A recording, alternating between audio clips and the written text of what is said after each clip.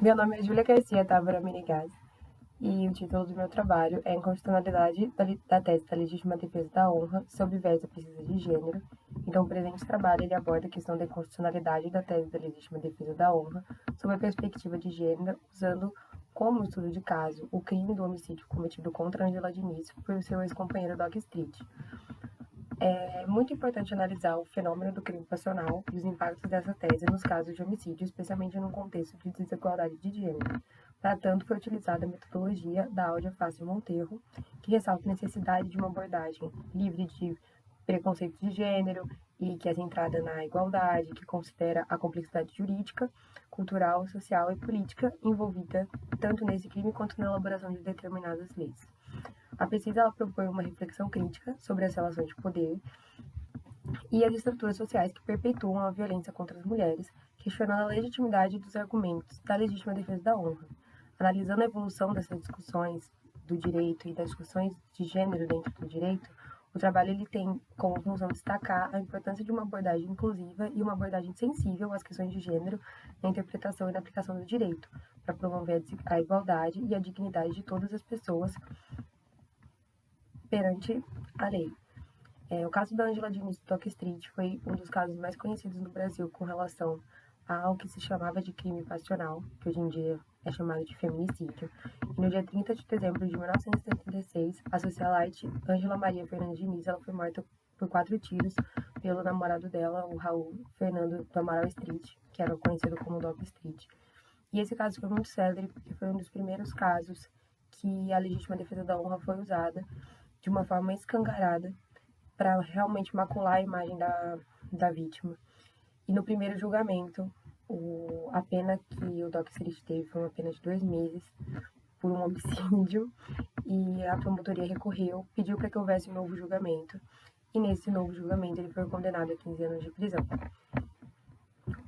No trabalho da Alda Fátima Monteiro, quando El Género suena como el traje, ela traz o entendimento de uma metodologia com uma teoria e uma análise sobre como o estudo e uma investigação ele deve proceder. Então, o documento que ela elaborou, ele não traz uma nova metodologia, mas como usar os métodos tradicionalmente existentes para você chegar em conclusões e soluções que não sejam sexistas ou androcêntricas. Devido à forma dela pensar e à forma de referência, ela elenca 6 passos dessa metodologia. E o primeiro é a tomada de consciência da subordinação do sexo feminino como uma forma pessoal. Já o segundo passo, ele busca a identificação de distintas formas que o sexismo ele se manifesta legalmente. Então, para a autora, é necessário que a gente se aprofunde na compreensão do sexismo, na manifestação e questionar os elementos jurídicos da doutrina e desses princípios. Então, ela usa como exemplo o próprio dicotomia sexual, a insensibilidade de um pensamento de gênero, a questão social do dever de cada sexo. Já o terceiro passo é identificar qual é a mulher presente no texto, com base nas características sociais, étnicas, a orientação sexual, se é, por exemplo, o que antigamente se chamava de mulher casada, de mulher honesta, se eram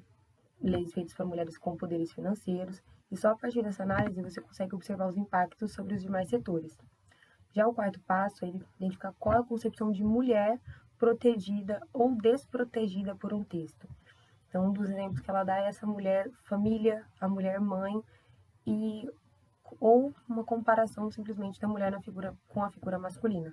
Já o quinto passo, ele consiste em analisar o texto e considerar a influência e os efeitos em outras partes do fenômeno legal. Então, é analisar o conteúdo de uma lei, o conteúdo de um texto, o conteúdo de uma resolução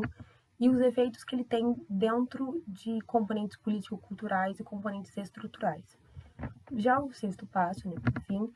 ele, elencado pela autora, ele amplia a consciência do que é o sexismo. Então, para que haja compreensão total de um texto, do material pesquisado, é necessário ter em mente tanto o sexismo quanto a existência dele na sociedade e nos textos legais. Então, o marco teórico definido pela autora, o marco teórico geral, ele tem um ponto da existência comprovada de condições desvantajosas para as mulheres e da posição inferior da mulher com relação ao homem na sociedade, levando em consideração o termo discriminação, definido pela a Convenção das Nações Unidas sobre a eliminação de todas as formas de discriminação contra a mulher. Então, a autora, ela, para você analisar um texto legal, para você analisar um caso jurídico, além de todos esses pontos, para ela, os marcos de referência têm que dividir o fenômeno jurídico em 3 componentes: o formal normativo, o estrutural e o político-cultural. Então, o componente formal normativo, ele trata do conteúdo propriamente dito da lei. As leis constitucionais, tratados, emendas, leis substantivas, decretos, resoluções. Já o componente político-cultural é o conteúdo que significa essa lei, através de uma doutrina jurídica, dos costumes, tradições, do conhecimento da lei e do uso que se faz dessas leis existentes, qual que é a aplicação que é feita. A decisão do Supremo Tribunal Federal que declarou a inconstitucionalidade do argumento da legítima defesa da honra em casos de feminicídio ocorreu de forma unânime entre os ministros, e o tribunal destacou a desigualdade entre os homens e mulheres que permeia a sociedade que a gente vive, principalmente no âmbito da violência. E no voto de cada ministro é possível ver os elementos da metodologia da Faz de Monteiro, da divisão entre o componente formal, normativo, o componente estrutural e o componente político-cultural. O componente formal normativo da tese da legítima defesa da honra foi esclarecido ao pontuar que a previsão da legítima defesa da honra no Código Penal como uma excludente de ilicitude do crime. Entretanto, analisando o componente estrutural referente à aplicação do conteúdo, foi encontrado o argumento da legítima defesa não da vida, mas da honra de quem comete o crime de feminicídio. Então, é feita uma diferenciação importante do feminicídio para os homicídios em geral, destacando o componente formal normativo. E depois destaca-se o componente político-cultural, ao tratar da existência de uma míriade de dispositivos jurídicos condescendentes com a subordinação e a violência contra as mulheres. A tese da legítima defesa da honra ela auxilia na manutenção da discriminação entre os homens e mulheres e dá à vítima um grau de culpa pelo crime cometido contra a vida dela. Então, além de tratar da legítima defesa da honra como uma herança de um arcabouço jurídico muito prejudicial às mulheres, o Supremo Tribunal Federal entende que o Estado deve ter uma postura ativa com relação a esses crimes no país, não só coibindo, mas coibindo de uma forma correta, sem com que o agressor possa culpar a vítima ou sair ileso de um crime cometido contra a vida de uma outra pessoa. Então, manter a tese da legítima defesa da honra seria uma forma de apoiar essa autoridade masculina, o machismo, a honra de uma pessoa em detrimento da vida de uma mulher, e absolver um homem sob a justificativa de honrar o seu ego. Então, como consequência dos direitos conquistados pelas mulheres, das mudanças constitucionais ocorridas, das mudanças legislativas nas leis relacionadas ao trabalho, dos direitos civis das mulheres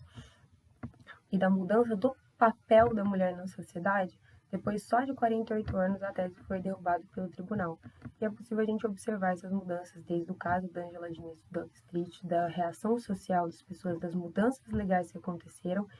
e dos argumentos que foram utilizados por cada ministro no trabalho.